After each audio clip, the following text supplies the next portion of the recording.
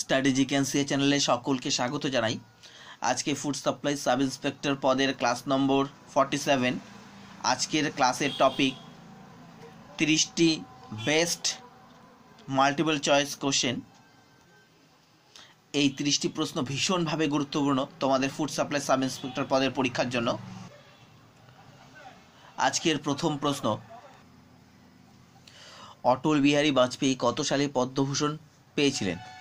অটল বিহারী বাজপেয়ী 1992 সালে পদ্মভূষণ পেয়েছিলেন।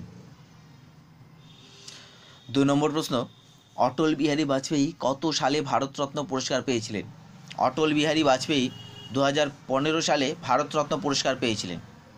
3 নম্বর প্রশ্ন, অটল বিহারী বাজপেয়ী কত সালে প্রথম প্রধানমন্ত্রীর দায়িত্ব পেয়েছিলেন? অটল বিহারী বাজপেয়ী প্রথম প্রধানমন্ত্রীর দায়িত্ব পেয়েছিলেন 1996 সালে এবং সেটি ছিল মাত্র 13 দিনের জন্য। 4 নম্বর প্রশ্ন, অটল বিহারী বাজপেয়ী কোথায় জন্মগ্রহণ করেন? অটল বিহারী বাজপেয়ী মধ্যপ্রদেশের গোয়ালিয়রে 1924 সালের 25শে ডিসেম্বর জন্মগ্রহণ করেন। 5 নম্বর প্রশ্ন, কত সালে অটল বিহারী বাজপেয়ী প্রথম রাষ্ট্রপুঞ্জে হিন্দি বক্তৃতা দেন? অটল বিহারী বাজপেয়ী 1979 সালে প্রথম হিন্দিতে রাষ্ট্রপুঞ্জে বক্তৃতা দিয়েছিলেন। ভীষণ গুরুত্বপূর্ণ একটি প্রশ্ন, এবং সেই সময় তিনি ছিলেন বিদেশমন্ত্রী মোরারজি দেশাইয়ের সরকারের। এবারে 6 নম্বর প্রশ্ন, ভারতীয় বংশোদ্ভূত VS নয়পালের পুরো নাম কি? VS নয়পালের পুরো নাম হচ্ছে বিদ্যাধর সূর্যপ্রসাদ নয়পাল। 7 নম্বর প্রশ্ন, VS নয়পাল কত সালে নোবেল এবং বুকার পুরস্কার পান? ভীষণ গুরুত্বপূর্ণ।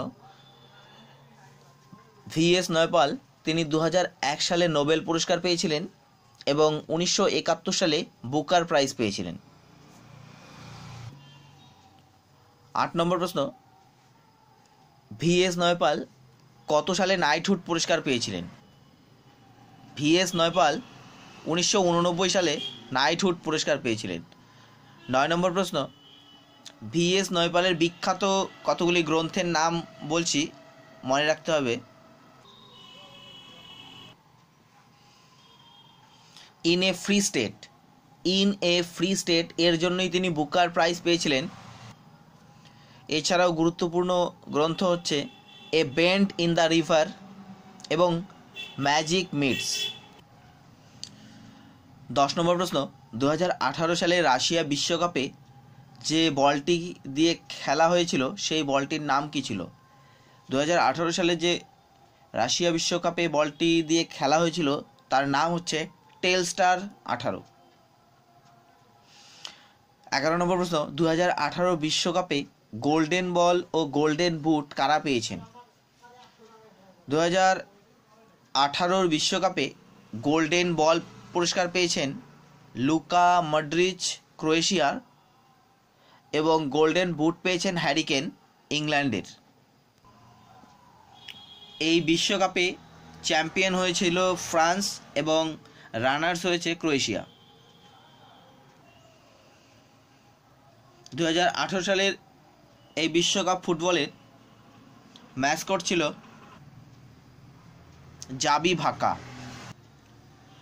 পরের প্রশ্ন, 23তম শীতকালীন অলিম্পিক 2018 কোথায় অনুষ্ঠিত হয়েছে? 23তম শীতকালীন অলিম্পিক 2018 দক্ষিণ কোরিয়ার পিয়ংচাংয়ে অনুষ্ঠিত হয়েছে। 13 নম্বর প্রশ্ন, শীতকালীন অলিম্পিক 2018 প্রতিযোগিতায় কোন দেশ সবচেয়ে বেশি পদক জিতেছে? শীতকালীন অলিম্পিক 2018 অর্থাৎ 23তম অলিম্পিক প্রতিযোগিতায় সবচেয়ে বেশি পদক জিতেছে নরওয়ে। মোট 39টি পদক জিতেছে, 14টি গোল্ড, 14টি সিলভার এবং 11টি ব্রোঞ্জ। এই প্রতিযোগিতার ম্যাসকট ছিল সোহরাং অ্যান্ড বান্ডাবি।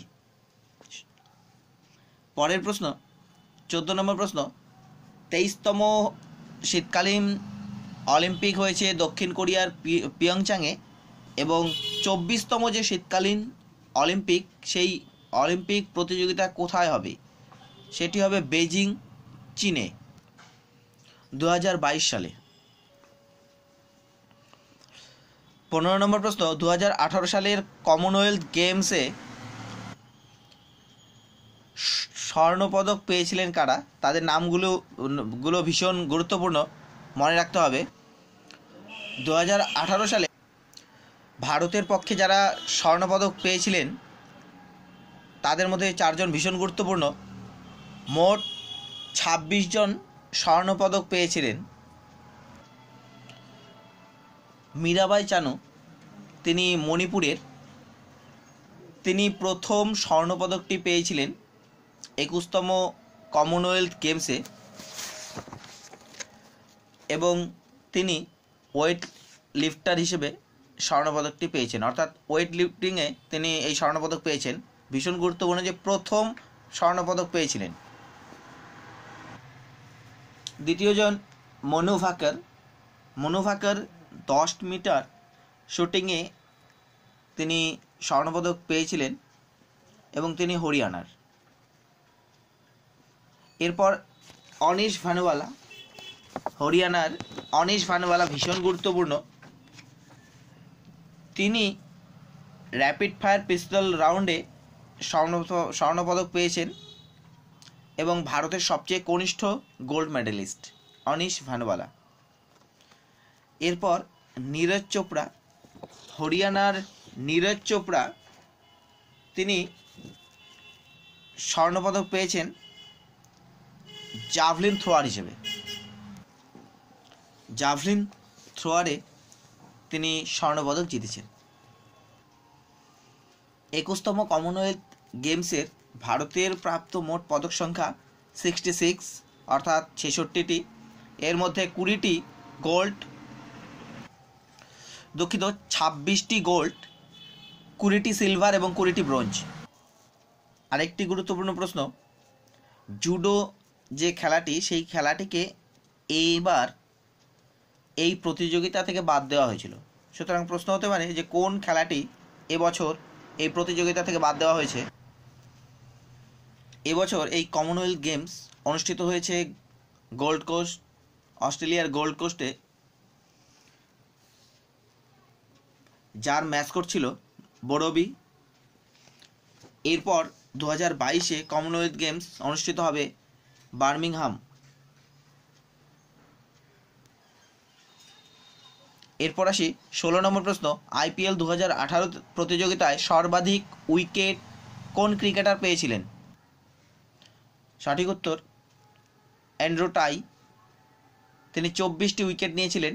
অস্ট্রেলিয়ার খেলোয়াড় অ্যান্ড্রু টাই, তিনি 2018 সালের IPL প্রতিযোগিতায় সর্বাধিক উইকেট সংগ্রাহক বা পার্পল ক্যাপের অধিকারী ছিলেন। আর অরেঞ্জ ক্যাপ পেয়েছিলেন কেন উইলিয়ামসন, সর্বোচ্চ রান সংগ্রাহক। 17 নম্বর প্রশ্ন, 65তম জাতীয় চলচ্চিত্র পুরস্কার 2018 শ্রেষ্ঠ চলচ্চিত্রের পুরস্কার প্রাপ্ত যে চলচ্চিত্র, তার পরিচালক কে ছিলেন? 65তম জাতীয় চলচ্চিত্র পুরস্কার 2018-তে শ্রেষ্ঠ চলচ্চিত্র হিসেবে মনোনীত হয়েছে ভিলেজ রকস্টার। এই ভিলেজ রকস্টারের পরিচালক। 18 নম্বর প্রশ্ন, বিশ্বের প্রথম কোম্পানি হিসেবে $1 ট্রিলিয়ন ব্যবসা করে নজির গড়ল কোন কোম্পানি? অ্যাপেল কোম্পানি $1 ট্রিলিয়ন ব্যবসা করে নজির করল।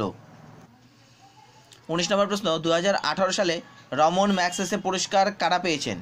2018 সালে রমন ম্যাগসেসে পুরস্কার পেয়েছেন ভারত ভাটওয়ানি ও সোনাম ওয়াংচুক, ভীষণ গুরুত্বপূর্ণ।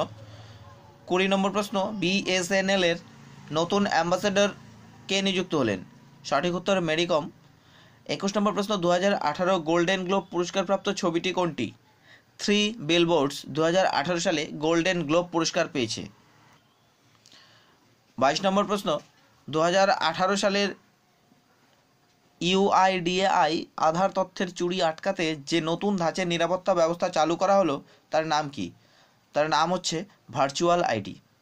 23 নম্বর প্রশ্ন, 2018 সালে ভারতের নতুন বিদেশ সচিব কে ছিলেন বা কে নিযুক্ত হয়েছেন? 2018 সালে ভারতের নতুন বিদেশ সচিব হিসেবে নিযুক্ত হয়েছেন বিজয় কেশব গোখলে।